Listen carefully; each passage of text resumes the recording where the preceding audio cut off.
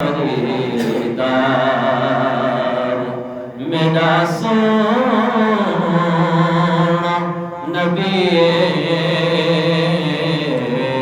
میں جان خریدار میرا سونا نبی کونین دمختار خالق پیا چیندائے جند نان دیاں قسماں خالق پیا چیندائے جند نان دیاں قسماں او پہ کرے انوار میرا سونا نبی کونین دا مختار۔ حمد و صلوات کے بعد انتہائی واجب الاحترام بزرگوں، دوستوں اور بھائیوں، بندہ ناچیز نے قرآن مجید فرقان حمید کے 10واں پارہ سورہ توبہ آیت نمبر 75 آپ احباب کے سامنے تلاوت کرنے کا شرف حاصل کیا۔ گزشتہ جمعہ میں سخاوت کی فضیلت کو آپ احباب کے سامنے بیان کیا گیا، جس میں سورہ توبہ کی آیت نمبر 75 کا شان نزول آپ احباب کے سامنے میں نے پیش کر دیا تھا۔ تو آج آیہ مبارکہ کا ترجمہ، اس کے بعد انشاءاللہ اس آیہ مبارکہ پہ مزید اور جو تشریح وغیرہ ہوگی وہ آپ احباب کے سامنے قرآن اور حدیث سے سخاوت کی فضیلت پر کچھ معروضات آپ احباب کے سامنے بیان کرنے۔ خالق کائنات نے ارشاد فرمایا وَمِنْهُمْ مَنْ عَاهَدَ اللَّهَ، اور ان میں سے کچھ وہ ہیں جو اللہ سے عہد کر لیتے ہیں۔ وہ عہد کیا ہے؟ لَإِنْ آتَانَا مِنْ فَضْلِهِ، اگر اللہ تبارک و تعالی ہمیں اپنے فضل میں سے عطا کر دے، لَنَصَدَّقَنَّ، تو ہم ضرور بالضرور صدقہ و خیرات کریں گے، وَلَنَكُونَنَّ مِنَ الصَّالِحِينَ، اور صالحین میں سے ہو جائیں گے۔ فَلَمَّا آتَاهُم مِّن فَضْلِهِ، یہ اگلی آیت نمبر 76 ہے۔ خالق کائنات نے فرمایا جب اللہ تبارک و تعالی ان کو اپنے فضل میں سے عطا کر دیتا ہے، بخیلوا بہ، وہ تو بخیل ہو جاتے ہیں، وتولوا وہم معرضون، وہ بخل کرنے لگتے ہیں اور اپنا منہ پھیر کر پلٹ جاتے ہیں۔ یہ آیہ مبارکہ ثعلبہ بن حاطب کے بارے میں نازل ہوئی، جس کا پس منظر پچھلے جمعۃ المبارک میں آپ نے سماعت فرمایا۔ سخاوت، سخی ہونا ایک بہت بڑا اللہ تبارک و تعالی کی طرف سے ایک تحفہ ہے۔ مال تو اللہ تعالیٰ ہر ایک کو عطا کرتا ہے، مسلمان کو بھی عطا کرتا ہے، جو میرے رب کو نہیں مانتا اللہ اسے بھی عطا کرتا ہے۔ لیکن عزیزان محترم، مسلمان کا، انسان کا یہ کمال ہے کہ وہ جب خیرات اور صدقہ کرتا ہے تو اللہ تبارک و تعالی اس کے ثواب میں اضافہ فرما دیتا ہے۔ لیکن میں ہمیشہ یہ بات کہا کرتا ہوں کہ یہ جو ثواب ہے نا، ثواب یہ ایک معنوی چیز ہے، دنیا کے اندر ہمیں بظاہر نظر نہیں آتی، لیکن عزیزان محترم اس ثواب کا اندازہ آپ کو اس وقت ہو جائے گا جب ہماری جان سے روح چلی جائے گی، پھر پتہ چلے گا کہ جناب دنیا کے اندر ہم نے زندہ رہ کر جو اللہ نے ہمیں دیا تھا، ہم نے اس میں سے جو اللہ کی راہ میں خرچ کیا اس کا مقام کیا ہے۔ منافقین قیامت والے دن یہ افسوس کر رہے ہوں گے، قرآن پاک میں ہے، وہ انشاءاللہ آگے چل کے میں آپ احباب کے سامنے 28واں پارہ سورہ منافقون کی آیت نمبر 10 آپ کے سامنے پڑھوں کہ جناب یہ جو دنیا میں رہ کر جو مالدار اللہ کی راہ میں خرچ نہیں کرتے، اور پھر ہمیں کہاں خرچ کرنا چاہیے جناب۔ تو موضوع میرا بڑا طویل ہو جائے گا کہ جناب یہ بتایا جائے کہ سخاوت کی فضیلت کیا ہے، اور پھر سخاوت کن احباب کے اندر کی جائے، کن کن کو صدقہ و خیرات دیا جائے اور کن کن کو صدقہ و خیرات نہ دیا جائے۔ تو آئیے سخاوت کی فضیلت کیا ہے، ایک حدیث پاک آپ احباب کے سامنے بیان کرنے لگا ہوں۔ ام المؤمنین ام عائشہ صدیقہ رضی اللہ تعالی عنہا آپ روایت فرماتی ہیں کہ نبی کریم صلی اللہ تعالی علیہ وسلم نے ارشاد فرمایا، سخاوت کے درخت کی جڑیں جنت میں ہیں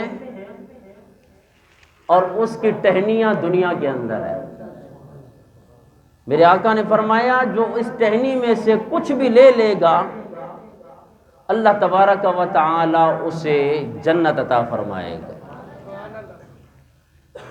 اور پھر میرے آقا نے ارشاد فرمایا، بخل، یہ بخیلی کرنا،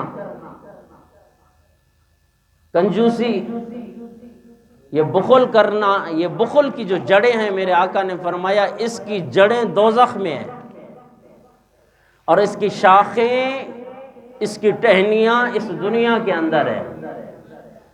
تو جو احباب بخل کرتے ہیں، بخیلی کرتے ہیں، کنجوسی کرتے ہیں، تو پتہ چلا کہ اس نے اپنا تعلق دوزخ کی ایک جناب والا ٹہنی کے ساتھ کر دیا۔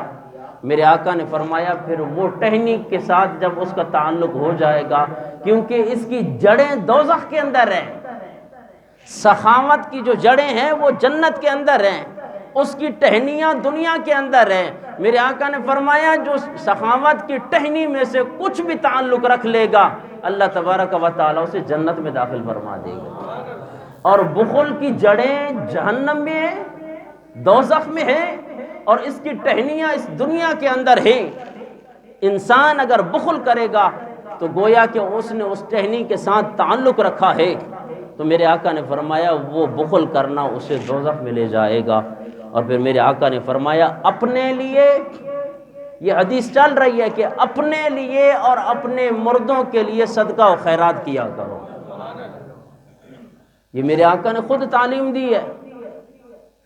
دنیا کے اندر مال جمع کر کے، دنیا کے اندر اپنے مال سے محبت کر کے جناب والا ایسے ہی بندہ خالی ہاتھوں چلا جاتا ہے، پھر پیچھے اپنی اولاد ایسی چھوڑ جاتا ہے، اولاد لڑ رہی ہوتی ہے کہ میرے باپ کے خزانے میں سے اتنا میرا حصہ ہے، بیٹیاں کہہ رہی ہوتی ہیں میرے خزانے میں اتنا حصہ ہے، باپ صرف مرنے کی دیر ہے۔ جناب والا آپ کو ایسے مواقع، ایسی جگہ ملیں گی جہاں صرف بس موت کا ایک پھر جلدی ہوتی ہے کہ بس ابا جان فوت ہو گئے ہیں جی، جلدی کفن و تجہیز کا اہتمام کیا جائے، ابا کو دفنایا جائے۔ رکھیں نا آپ، اگر ساری دنیا جو والد محترم آپ کو ساری دنیا ساری زندگی آپ کو کھلاتا رہا، جس نے پسینے کی کمائی سے آپ کے لیے اتنا جناب والا کر دیا کہ آج آپ دوسرے کے سامنے ہاتھ نہیں پھیلا سکتے، اس باپ کے لیے اتنا تو کرو، 10 دن تو رکھ لو اس کو اپنے گھر کے اندر۔ نہیں، خالق کائنات نے ایک قانون بنایا ہے، انسان نے فوت ہو جانا ہے، بس سکندر جب اس دنیا سے چلا تو دونوں ہاتھ خالی تھے۔ تو اتنا مالدار بندہ بھی چلا جائے تو اس نے وصیت کی تھی نا، کہ مرنے کے بعد میرے دونوں بازوؤں کو کفن سے باہر نکال دینا اور دنیا کو بتا دینا کہ سکندر اعظم کتنا بڑا مالدار تھا، لیکن جب اس دنیا سے چلا ہے نا تو پر یہ دونوں ہاتھ خالی تھے۔ تو میرے آقا نے فرمایا اپنے لیے اور اپنے مردوں کے لیے صدقہ اور خیرات کیا کرو۔ اور اگر میرے آقا نے فرمایا اگرچہ پانی کے ایک گھونٹ کے ساتھ بھی اگر اپنے مردے کے لیے صدقہ و خیرات کرو گے، اللہ تبارک و تعالی اس کا بھی اجر اسے عطا فرمائے۔ کون احباب ہیں کہ جن کے گھروں میں صرف پانی بھی نہیں ہے؟ آپ کیا سمجھتے ہیں کہ شریعت نے آپ کو اتنا مجبور کر دیا ہے کہ جناب آپ کا مال لینا چاہتی ہے؟ میرے آقا نے تو سارے راستے بتا دیے۔ اگر صدقہ اور خیرات کرنا چاہتے ہو، اللہ نے اپنی حیثیت کو دیکھو، اپنی حیثیت کو دیکھو۔ کل تک آپ کا باپ جناب والا کمانے کے لیے در بدر کی ٹھوکریں کھاتا تھا، آپ کے لیے کما کما کے آج آپ کو اس مقام پہ لے آیا ہے جناب والا۔ پھر آپ اپنے باپ کے لیے کیا اپنے اہل و عیال کے لیے بھی جناب والا وہ مال خرچ نہیں کرتے؟ غریب غربا میں جب خرچ نہیں کرتے تو پھر اس کا وبال دوسری صورتوں میں تو آنا ہے۔ میرے آقا نے فرمایا اگر کسی کے گھر میں اب مال ہم اپنی حیثیت کے ساتھ خرچ نہیں کرتے ہیں، کیونکہ اللہ کی راہ میں خرچ کرنا ہوتا ہے۔ ہمیشہ میں کہا کرتا ہوں، مجھے بتائیں کہ ہر سال رمضان المبارک آتا ہے، صدقہ فطر ہر مسلمان پر واجب ہو جاتا ہے۔ پھر سب کسی نے آ کے ہم سے پوچھا ہے کہ جناب میری اتنی حیثیت ہے کہ میرے اوپر صدقہ فطر کتنا ہے؟ ہم وہی رٹا لگایا ہوا ہم نے بھی جناب والا، بس 100 روپے جی اساں جو صدقہ فطر 100 روپے ہوا سائیں فی کس 100 روپے صدقہ فطر ہے۔ آپ کی اگر تنخواہ کے اندر ہر جناب والا سال کے اندر اضافہ نہ ہو تو جناب جلوس نکالتے ہیں، ہم باہر نکلتے ہیں، ہمارا حق مارا جا رہا ہے، تو آپ غریبوں کا حق نہیں مار رہے ہیں۔ مجھے بتائیں کہ جناب مجھے اللہ نے جو توفیق دی ہے میں بھی 100 روپے صدقہ فطر نکالوں اور ہمارے پاکستان کا وزیر اعظم بھی صدقہ فطر 100 روپے نکالے تو بس نا، پھر بیڑا تو غرق ہوا نا جناب۔ وہ بنا ایک شخص 1 لاکھ روپیہ تنخواہ لیتا ہے، ایک جناب والا 30,000 لیتا ہے، 30,000 والا بھی جناب والا 100 روپے صدقہ فطر نکالے اور لاکھ والا بھی صدقہ فطر نکالے، بڑا اچھا انصاف ہو گیا۔ پھر جناب ہم نے اپنی حیثیت نہیں بتانی ہے، کیونکہ اللہ کی راہ میں دینا ہوگا۔ آج اگر مسلمان ان قرآن پہ عمل کر کے جو ہمارے مالدار حیثیت والے لوگ ہیں، اگر اپنے غرباء کے اندر اپنے معاشرے کے اندر یہ صدقہ و خیرات نکالتے رہتے تو آج پاکستان کو بھیک مانگنے کی ضرورت نہ ہوتی۔ مانا کہ جناب ہماری پہنچ وہاں تک نہیں ہے، ہم نے اپنے محلے میں نظر دوڑانی ہے۔ اللہ نے مجھے جتنی حیثیت دی ہے کہیں یہ نہ ہو کہ میرے ساتھ میں رہنے والا بھوک سے مر رہا ہو اور میرے دن جناب والا ہر دن میرے گھر میں 2-2 3-3 ڈشیں پک رہی ہوں۔ ہم نے یہ خیال نہیں کرنا۔ تو میرے آقا نے ارشاد فرمایا اپنے لیے بھی صدقہ و خیرات کرو اور اپنے مردوں کے لیے بھی صدقہ و خیرات کیا کرو۔ اور پھر میرے آقا نے فرمایا اگر اتنے ہی ہو گئے ہو کہ تمہارے پاس ایک گھونٹ پانی بھی نہیں ہے تو میرے آقا نے فرمایا اگر اللہ کی کتاب میں سے جو کچھ تمہیں یاد ہے نا قرآن پاک میں سے وہ پڑھ کے اپنے مردوں کو اپنے لیے بخشا کرو۔ اتنا تو کر سکتے ہیں جناب، ہمارے پاس پانی کی حیثیت نہیں ہے، ہمارے پاس کھانے کی حیثیت نہیں ہے کہ ہم کسی غریب کو دے دیں اور جناب اپنے مردوں کو بخش لیں، نہیں۔ میرے آقا نے فرمایا اگر اس کی بھی حیثیت نہیں ہے تو قرآن پاک میں سے جتنا بھی تجھے معلوم ہے، جتنا بھی پڑھ سکتے ہو قرآن پاک میں سے۔ اسی کی ترغیب دیتے ہوئے میرے آقا نے حضرت ام المؤمنین عائشہ صدیقہ رضی اللہ تعالی عنہا سے فرمایا اے عائشہ یاد رکھو سونے سے پہلے 4 کام ضرور کر لیا کرو، سونے سے پہلے 4 کام ضرور کر لیا کرو۔ یا رسول اللہ وہ 4 کام کون سے ہیں جنہیں میں سونے سے پہلے کر لیا کروں؟ میرے آقا نے ارشاد فرمایا سونے سے پہلے یہ ہے کہ پورا قرآن ختم کر لیا کرو۔ یا رسول اللہ دوسرا کام؟ میرے آقا نے فرمایا کہ ایسا کام کر کے سویا کرو کہ انبیاء کرام کی شفاعت تمہارے لیے واجب ہو جائے۔ اور تیسرا کام یہ ہے کہ سارے مسلمانوں کو راضی کر کے سویا کرو۔ اور چوتھا کام یہ ہے کہ ہر رات کو سونے سے پہلے حج اور عمرہ بھی کیا کرو۔ ہم عائشہ صدیقہ رضی اللہ تعالی عنہا قربان جاؤں حضور کی امت کے لیے کتنا حریص ہیں، عرض کرتی ہیں یا رسول اللہ یہ جو 4 کام بتائیں یہ سونے سے پہلے کیسے ممکن ہے؟ کیسے ہو سکتا ہے کہ ہم پورا قرآن پاک پڑھ کر پھر سویا کریں؟ یہ تھا جذبہ صحابہ کرام کے اندر اعمال کرنے کا۔ ہمارے احباب جو پڑھے ہوئے ہیں انہوں نے بھی نہیں پڑھنا ہوتا ہے قرآن پاک کو، ایک دفعہ پڑھے ہوتا ہم سے بس ختم کٹے ہوتا بس، کیونکہ مرنا جو نہیں ہے ہم لوگوں نے۔ پھر میرے آقا نے فرمایا آئے عائشہ پریشان کیوں ہوتی ہے؟ رات کو سونے سے پہلے جو بھی شخص میرا جو بھی امتی 3 مرتبہ قل واللہ شریف پڑھے گا اللہ اسے پورے قرآن کا ثواب عطا فرمائے گا۔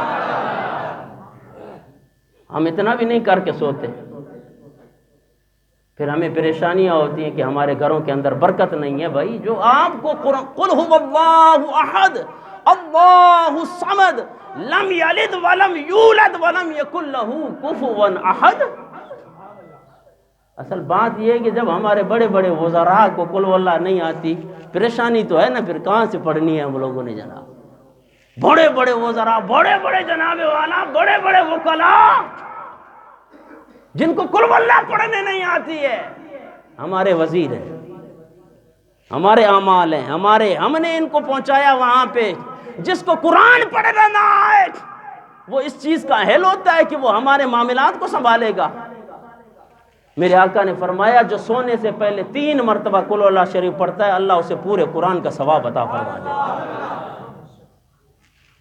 اور دوسرا جو کام میرے آقا نے فرمایا کہ سونے سے پہلے اب ایسا کام کر جاؤ کہ سارے انبیاء کرام تمہارے لیے شفاعت کریں، تمہاری شفاعت کریں۔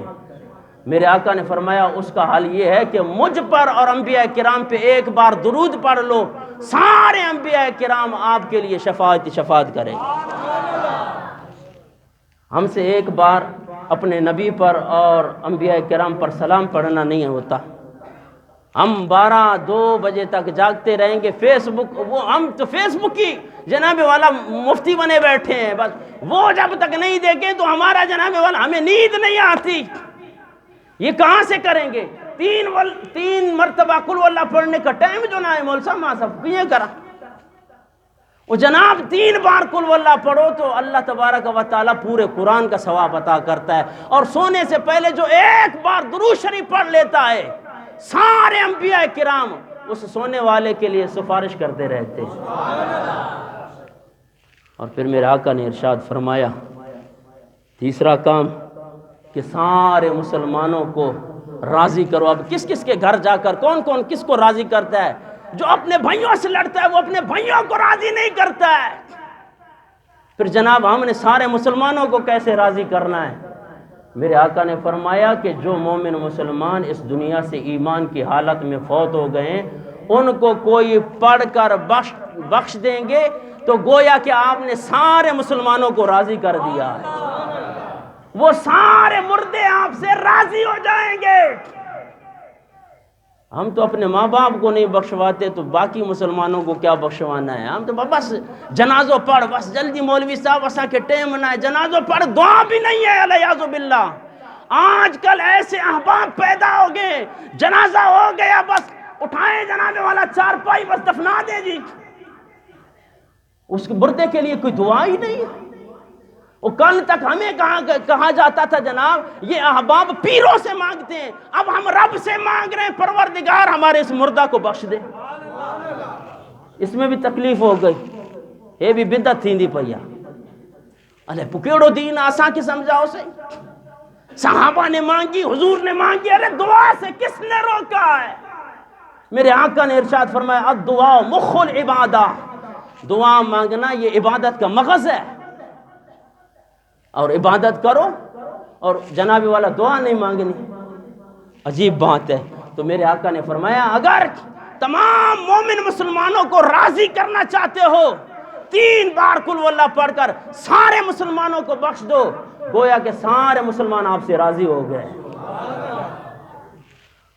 اور پھر چوتھا کام میرے آقا نے ارشاد فرمایا عائشہ سونے سے پہلے پہلے ایک حج اور عمرہ بھی کیا کر۔ میرے آقا نے فرمایا کہ سبحان اللہ والحمد للہ ولا الہ الا اللہ واللہ اکبر، جو ایک بار کہتا ہے سونے سے پہلے اللہ اسے حج اور عمرے کا ثواب عطا فرما دیتا ہے۔ مسلمانوں لیکن ہم میں سے عمل کون کرے؟ ہمارے لیے جناب والا اور دنیاوی معاملات کو چھوڑ کر یہ میرے آقا نے سارے رستے بتا دیے ہیں۔ اور بھئی سخاوت کا رستہ بتایا، آپ سے سخاوت نہیں ہوتی ہے، یہ تو ہو سکتا ہے نا میرے رب کا کلام کسی پہ بھی پڑھ لو، اللہ تبارک و تعالی جناب والا 3 مرتبہ قل اللہ پڑھو پورے قرآن کا ثواب مل جائے۔ وگرنہ ہمارے اسلاف نے تو جناب جو محنتیں کی ہیں، جتنی عبادات کی ہیں، ان کا تو آپ اور میں اندازہ بھی نہیں لگا سکتے۔ اللہ اکبر کبیرہ۔ تو موضوع تو بڑا طویل ہوتا ہے اور پھر ٹائم کو بھی دیکھا جاتا ہے۔ اللہ تبارک و تعالی ہمیں عمل کی توفیق عطا فرمائے اور ہمیشہ اللہ کی راہ میں خرچ کیا کریں، جس کو جتنی توفیق ہوتی ہے۔ اگر وہ بھی نہیں ہو سکتا تو میرے آقا نے ارشاد فرمایا کہ رات کو سونے سے پہلے پہلے یہ 4 کام ضرور کر لیا کریں۔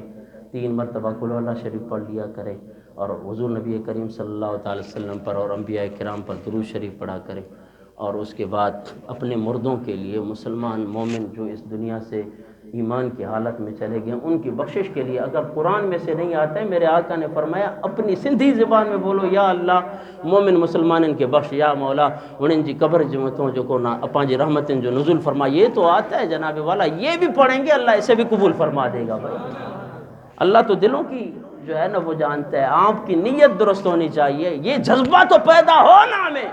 ہم تو کھڑے کھڑے جناب والا وہ جنازے پر روک لیتے ہیں، بس دعا نہیں مانگنی ہے، کوئی پروف نہیں ہے اس کا جی، کوئی ڈیٹیل نہیں ہے اس کی، جنازہ خود دعا ہے، بس مری وہ تو بس وہ تمہارے مردے ہوں گے جو بس ان کو کسی اور چیز کی ضرورت نہیں، ماشاءاللہ، کیونکہ دنیا میں بہت بڑی نیکیاں کرتے ہو آپ لوگ، لیکن دعا ہے کہ اللہ تبارک و تعالی ہر مسلمان کو عمل کی توفیق عطا فرمائے۔